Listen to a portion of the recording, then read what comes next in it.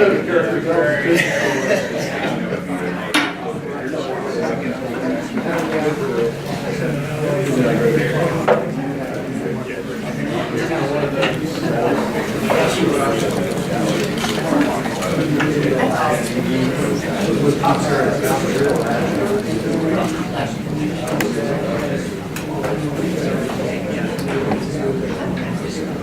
morning, everyone. Welcome to VCF Presents. Thank you all for coming.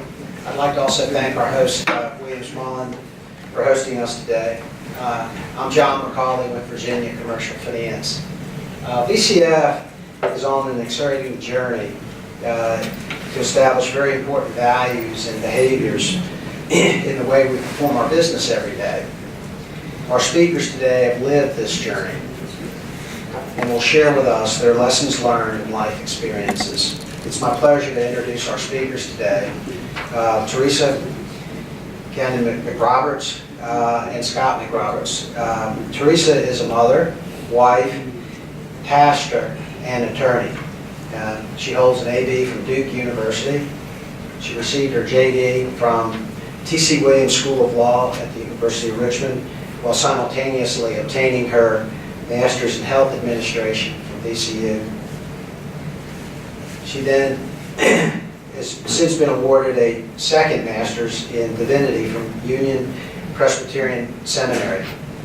After practicing law for 7 years with Hunt & Williams and LeClaire Ryan, she heard and answered God's call into the professional ministry. Even before completing her master's degree in divinity, she held leadership and pastoral positions in the church, and for the past 7 years she's been under appointment as an ordained minister in the United Methodist Church. She currently serves as the senior pastor at Skipwith United Methodist Church. Teresa has written a host of publications. She's been a guest preacher at the spring lectures at Union Presbyterian Seminary. She has designed and led multiple course discussions on topics from family and children to the book of Job and discerning the voice of God. She has an extensive list of topics for which she has been an invited speaker. She served on multiple boards, and her volunteer work is exemplary. Her personal interests include word games, reading, softball, canoeing, and saxophone. All of this while raising 3 beautiful children and being married 27 years to our co-guest speaker today, Scot McRoberts. Scot leads the Virginia Council of CEOs, an independent nonprofit association that serves CEOs of small to medium-sized businesses in Virginia. He launched the organization in 2000, and he has served as its executive director since then. Previously, McRoberts was a senior executive at the Greater Richmond Chamber of Commerce. He started his career as a district executive with the Boy Scouts of America, a graduate of JMU University. McRoberts also earned his Master's of Public Administration degree from Virginia Commonwealth University. Scot has led the growth of the Virginia Council of CEOs from 25 initial members to 170 members today, utilizing a disciplined best practice model for the Council's peer roundtables and a dogged focus on the core principle of connecting CEOs for the purpose of sharing experiences. The Council provides a safe haven for area CEOs and business owners. When last surveyed, 84% of the Council's members said it was the most valuable business association to which they belong. Scot is involved in his church and serves on the board of the Virginia Society of Association Executives and the venture forum RVA. In recent years, he's taken up CrossFit. You can tell he's in pretty good shape. And obstacle racing when not attending his kids' sporting events. He's married to his high school sweetheart, Teresa. They have 3 children, Grace 11, Max 13, and Sam 15. The proudest honor is being named Father of the Year by the Virginia Father's Day Council. Please join me in giving a warm welcome to our speakers today, Teresa and Scot McRoberts.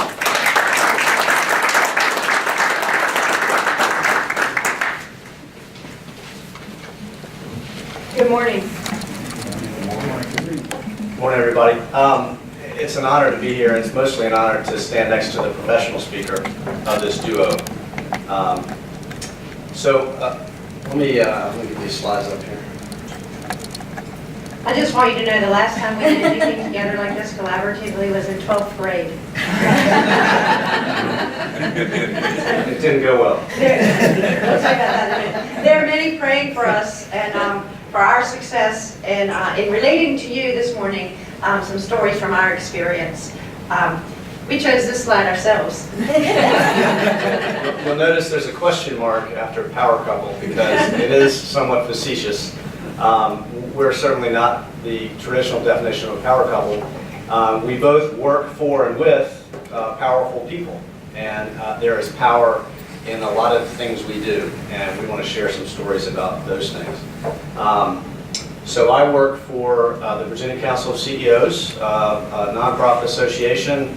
The people I work with are small business owners to medium-sized business CEOs, and they exhibit their power primarily through building up other people, and that's the secret to the success of many of those people. And of course, I work for what I like to call the man upstairs. And that's not the bishop, but I do work for the bishop. And there's a power in religion, there's a power in the church.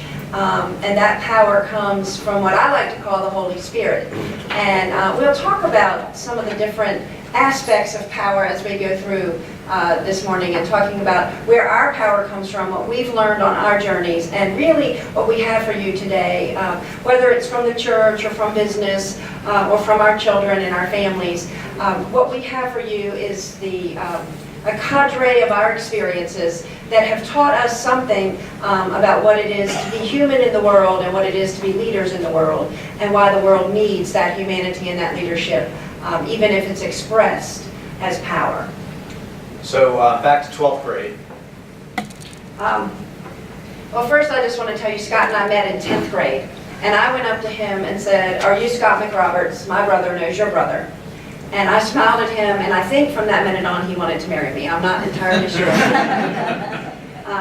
But we hung out together all the way through 10th grade and 11th grade. And then in the summer before senior year, I put it very clearly to him. I said, you know, if you're in one of my classes and somebody else that I know is in one of my classes, I'm most likely going to sit with them. I'm not going to sit with you. And he was a little shaken by that. But we ended up sitting next to each other in physics class. That's a picture of our actual physics teacher, Joe Cordell. We searched the internet until we found him. And so Joe Cordell was old school. He wore a white coat. He had a slide rule on top of the blackboard, and he would explain all the experiments. And we had two other people in our lab group. There were four of us together. And as soon as Mr. Cordell finished explaining the physics experiment, Scott and I would look at each other, and he would say to me, "Okay, this is what he said to do." And I would look at him and go, "No, this is what he said to do." So we were there in the exact same moment, hearing the exact same person, and we came away with two different understandings of how to do things. And that has persisted and pervaded throughout our lives. So a little bit of what you get today is two different approaches. We can be in the same room, in the same situation, and hear the same thing. And what we do with it is a little bit different. And so we each have our own take. So to sort of tee up the largest question, all businesses and all individuals really have these two questions at the beginning of everything. Who am I and why am I here? We agree on this. We do. We put our heads together and said at the root of everything that we do are these two basic human questions. Who am I and why am I here? And it gets expressed differently. I'd like to tell you a story when this really crystallized for me. I was serving as a chaplain at Memorial, no, I can't remember, it's the one in Petersburg. It's not Memorial Regional Medical Hospital, it's the Petersburg Hospital that has a new name. And I was visiting with patients, and I had a list of patients that I would call on, and there was this woman, I'll call her Grace, that's not her real name, but I was going to go call on Grace. And I walked in the room, and I saw a gray-haired woman visitor, and I saw a man in this hospital bed. And I walked in, and I said, oh, I might be in the wrong room. I was looking for Grace. And she said, oh, that's Mama. And I was horrified at myself for having thought that this was a man. She was bald with a few little gray hairs and mostly unconscious. And when you pulled back the cover, she had beautifully manicured nails. And she had been in the hospital for a significant amount of time. Her daughter was spending the night with her. And what I saw that struck me so profoundly is on a bulletin board in the hospital were pictures of her with hair and with her husband and in life, at a restaurant and experiencing life. And I was so struck that the nurses and the doctors and the respiratory therapists and all the people that were coming in and out of the room, including me, needed to have a sense of who she was, not just this balding person lying in the bed. And I began to spend some significant time with them because, like I said, they had been in the hospital a long time. But what it taught me is that we have a deep need to be who we are. And sometimes we achieve that before we die. And other times, the need to be known keeps going on. What did you want to say? So in the business context, of course, that's all about your mission. You know, who am I? Why am I here? The business answers that question with their mission statement if they do it effectively. And then they communicate that through their branding. An example, I'm on the board of the Virginia Society of Association Executives. It's the Association for Associations. And we have gone through a transition over the past few years of shifting from being a very good old boy, sort of slap the back, have a drink at lunchtime kind of club, to a professional education organization that promotes the careers of its members. And we've done a good job of making that shift. However, our branding doesn't communicate at all. So I'm in the midst of leading a rebranding project for the SAE so that we can tell people what our mission is and not communicate it so they understand it. And that's important because what we are driven by these questions. Who am I and why am I here? Even if it's subconscious or unconscious. And what we do as human beings is create structures and systems that try to identify this or bolster it or give it meat. And so one of the things that Scott and I agree on as the power couple is that these two questions drive us. And I invite you to keep those in mind as we're going through some of the things we're going to tell you today.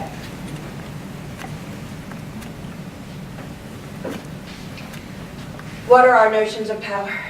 Power to the people. I have that emoji on my phone. Do y'all have that? Your notion of power may be something like control or influence. It may be strength. Here is what I know about power. You might have the power to enter your neighbor's house. But if you don't have the authority, then you're in big trouble. Right? The other thing I know about power is there is no power like a crying baby. You don't have to be Malcolm X or Barack Obama or President Clinton or George Bush to wield a lot of power. That crying baby has influence and control and disruption and gets a lot done in the name of who am I and why am I here, getting his or her physical needs met. There are lots of kinds of power. The governor spoke at Virginia Council of CEOs last week, and he rolled up in black SUVs, and he had an entourage and security and people with earpieces and all that stuff. And there's certainly a sense of power you get from that. But there's athletic power. There's iconic Mother Teresa, who, although a small, humble woman, was probably much more powerful than Governor McAuliffe. And then there's just influence that people wield in different ways. And go ahead. I serve at Skipwith United Methodist Church, and we change churches when we change in the Methodist Church. We change in July. And I was on my second Sunday there. And The praise band had gotten there early and they were practicing, and of course they have electric devices and guitars and amps and those kinds of things. And but when I walked into the church, it was strangely dark, and there were no lights, and everybody was walking around saying the power went off. We don't know what happened. We had power, now the power's out. And they had gone outside and looked around and said, I think our neighbors still have power. I don't know what the problem is. And somebody said, well, I called Virginia Power, and I said, that's great. And we have an early service at 9:45 in the morning, which is the one that uses the electric guitars and the piano that's plugged in and a sound system. And it was summer and the air conditioning was off because the electricity was off. But we marched on. Scott and the family had gone to the beach. I was there in my new church all by myself with my congregation. And I stood up and I said, you know what? We don't have electricity, but we still have power. And let us worship God together. And we discovered later when the Virginia Power came out that there had been a squirrel on the line who had interrupted our electricity. But the important thing for us is that we understood that even though we didn't have electricity, we still had power. We still had the ability to bring worship to life and to connect to what was going on there, even without electricity. And that informs my notion of power. It's much more than just running things from an electric standpoint. Is it me? We have to say that sometimes. That's you. So you probably figured out we are not here. We're not Superman and Wonder Woman. We're not even Beyonce and who's that guy? Jay-Z. Jay-Z. We're not the power couple in that regard. But what we want to do for the rest of our time together is share with you some more stories from our experience. And just for convenience, we have couched those in terms of power tools. So we'll go through about 8 different, what we have called power tools, which are really just gems from our own experience that we want to pass on to you as you go forward in your life with family and business and community. Maybe there'll be something in here that will speak to you, and we're going to call it a power tool. So power tool number 1, knowing that your beliefs matter. So in business, found in your strategic plan or on your wall somewhere, there's mission, vision, and values. Done right, the